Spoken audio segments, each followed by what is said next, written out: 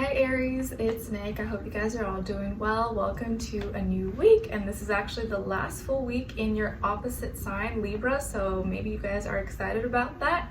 So we're going to look into the different areas of your life, just like we do with every weekly: health, career, work, finances, and love, romance, dating, or relationships.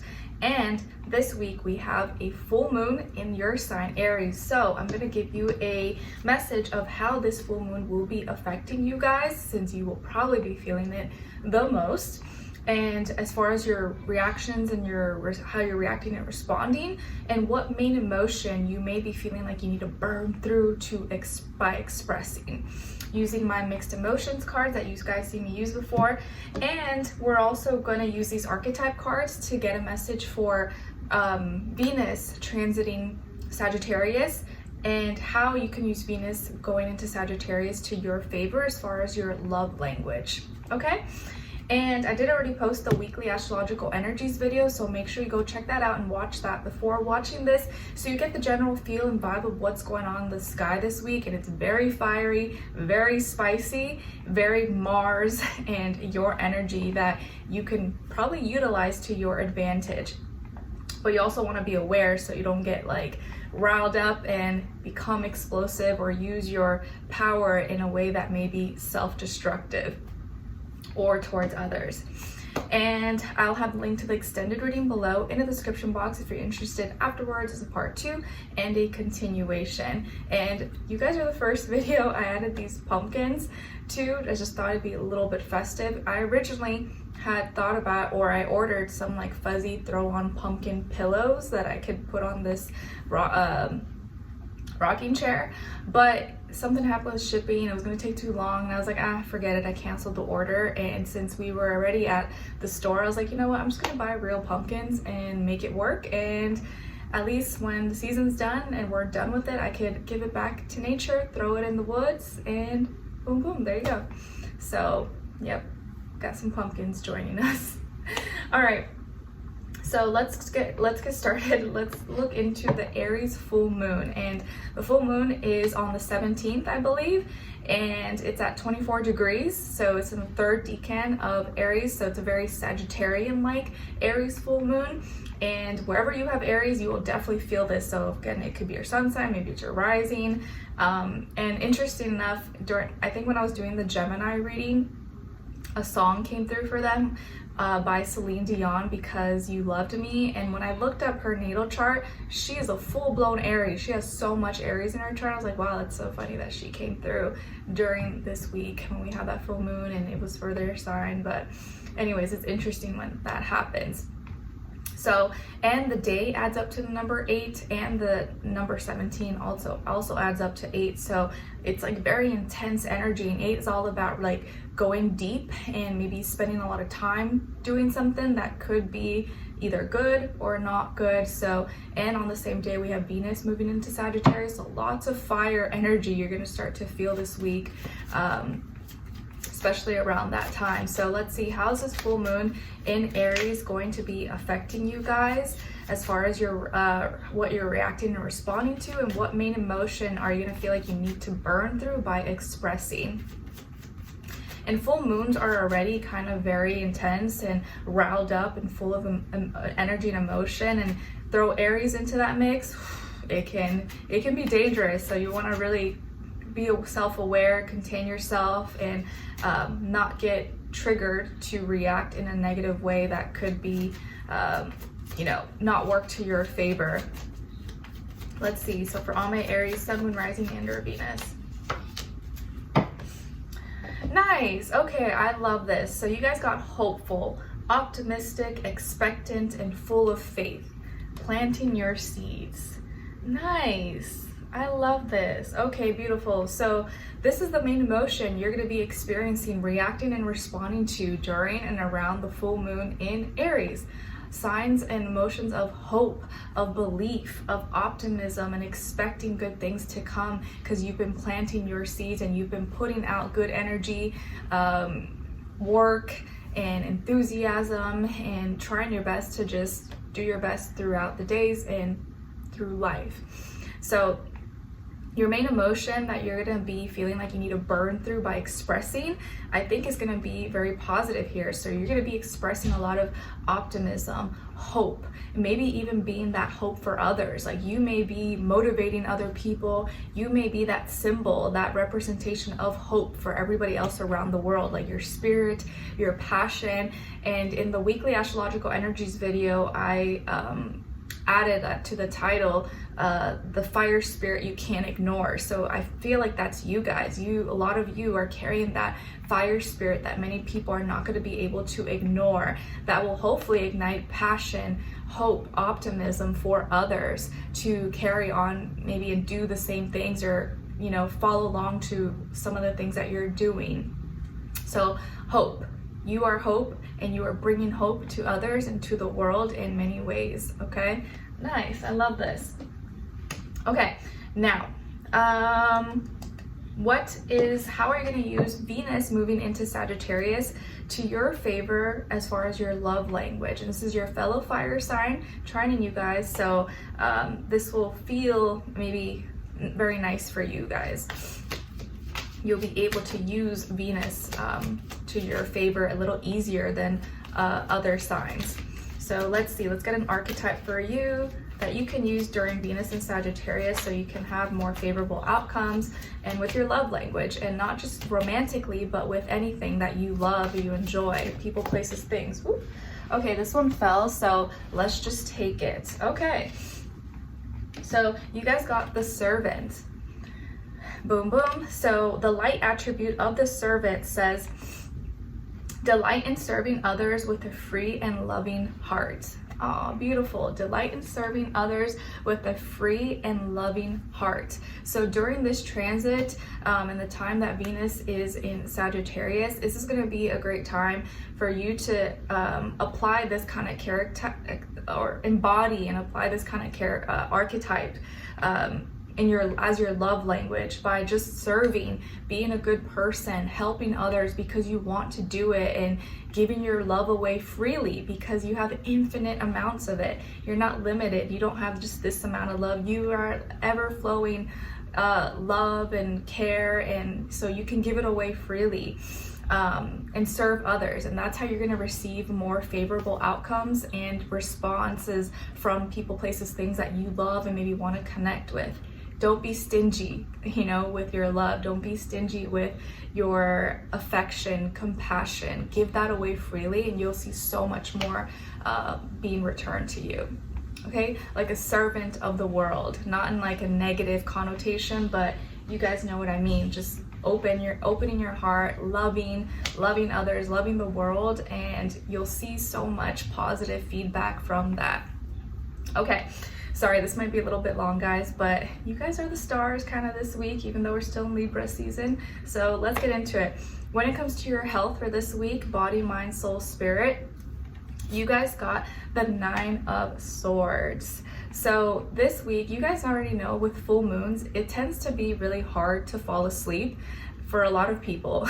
And I live with 2 full moon babies, okay? Both my husband and Skylar, my son, are full moon babies, and they're always like riled up and juiced up during full moons, whereas I'm a waning crescent, the very last phase of the moon cycle. So I'm like kind of completely opposite.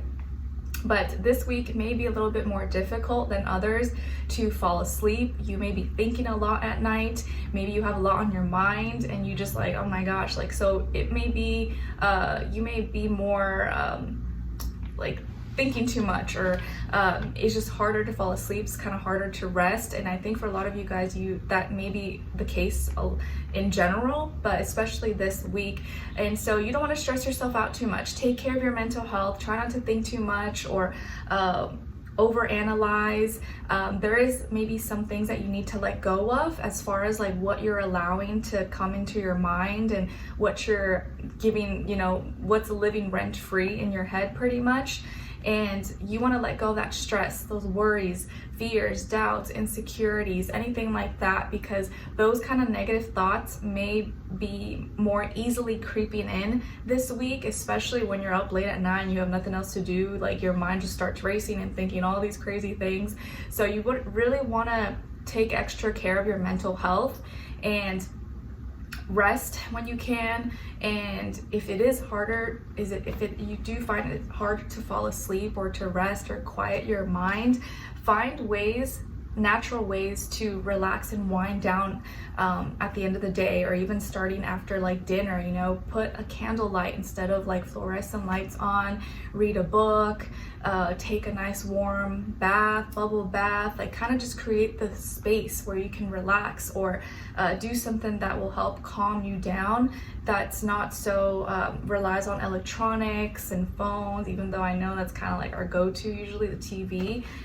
Try to be in a state of mind where you're not thinking too much, okay? And take care of your health. All right, now when it comes to your work, school, career, and finances, you guys got here the 3 of Cups.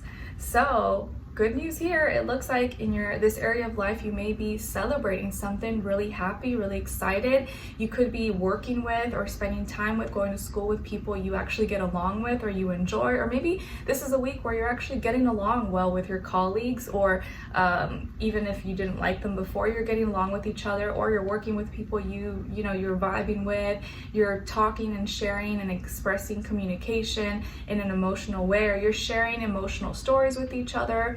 So you could be sharing emotions with others at work, and getting along with people, or getting along with your customers or clients, maybe your viewers, or you're celebrating something. You're really happy, you're feeling generous with your heart and sharing your emotions, kind of like what we got earlier.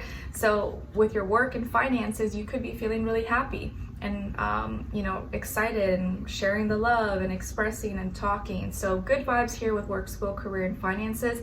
And people you may be getting along with more could be water signs: Cancer, Pisces, Scorpio. Like maybe you have a Cancer, Scorpio, Pisces best, you know, work buddy or friend at school, and you guys just have a good time together. All right, now when it comes to your love, romance, dating, or relationships, on your side, your energies, you guys got the 10 of Pentacles, the 7 of Pentacles, and the King of Pentacles.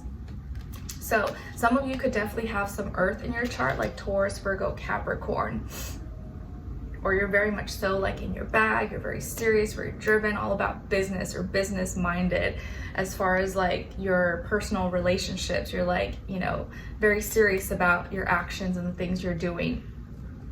On this other side, for this other person, this could be someone you're dealing with or you will be dealing with at some point, we have the Hermit, Queen of Swords, and the 8 of Swords. So as far as who you could be dealing with, this person could definitely be a Virgo or an air sign, Aquarius, Libra, Gemini, Sun, Moon, Rising, and or Venus. But it doesn't have to be, like I always say to you guys, it could just be energy this person is embodying, playing out, or maybe be like a mixed match of one of those. So it looks like you are very, like I said, you're very much so like business minded, like you're staying on business this week and you're not wanting to mess around. You're like, I'm sticking to this plan and I got places I need to go, things I need to see, and you're either with me, you're coming on my journey, or you're not. And if you plan on coming with me, you better be ready. You need to be ready, okay? Like I can't keep keeping up, be the strongest one and keeping up for all your slack. I need you guys to step up to the plate. I need you to be strong with me. I need you to be supporting me, adding value. And you don't want to be the only, you don't want to be the one that's always picking up the weakest link and having to be strong for everybody else. Because it's hard enough just being strong for yourself and always feeling like you need to lead or be the adult, be the one guiding everybody. So you're very committed and loyal to your partner or to the people that you love and you care about in your life, whether it's like your family, your friends, you know, your whoever's special in your life. You're like, no, I'm committed to this, I'm committed to you, and I'm in it for the long run. But I'm also seeing where it almost feels like you always feel like you're doing it all, or you have to carry everyone's slack. And this week you may start to have those thoughts where like, man, is this worth it? I continue to invest my time, energy, money, resources, but like, am I doing this for nothing, or is this worth it? Is this gonna pay off in the end? Or am I gonna feel like I just wasted time or wasted my energy, my efforts? But even though you have those thoughts, you're still going through your actions, you're still showing up, you're still you know, being that rock, that foundation for everybody. And you're very serious about, you know, your part, your role that you're playing, because you know without you it like all falls apart.